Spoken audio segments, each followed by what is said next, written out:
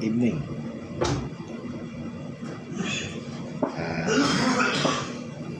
Ano tayo?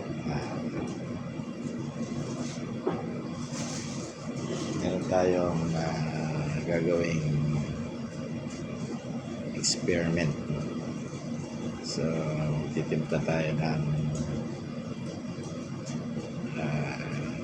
gagawa tayong perfume.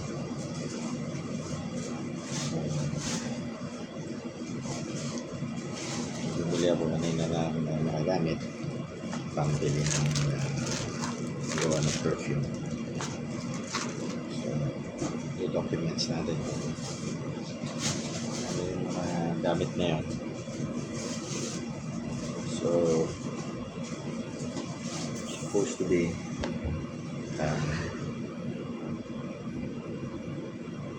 ito yan, easy blend solvent base fragrance factory. So 1 liter to. So ang gagawin ko, gagawa ko ng 500 ml na inspired Hugo Boss. So titimpla tayo.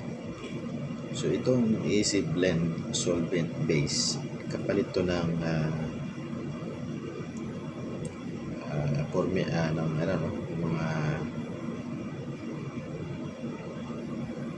supposed to be, dapat siya ay kapalit na siya ng PGA. Yung PGA, ito yung perfume grade alcohol. Kailangan mo dapat yan. Tapos yung fixative. Yung fixative, ito yung parang hindi masira yung para sa preservatives. Hindi masisira yung product mo ng perfume. At saka yung DPG, yung dipropylene glycol, which is very important sa paggawa ng perfume. Of course, ang pinaka-importante yung fragrance oil. So, ang pinakamatapang na formulation, pagka halimbawa gagawa tayo ng 100 ml na perfume. So, kailangan mo dyan yung fragrance oil mo is 25%. Yan po yung pinakamatapang. Kasi pagtataas dyan, mangangati na yung balat ng tao.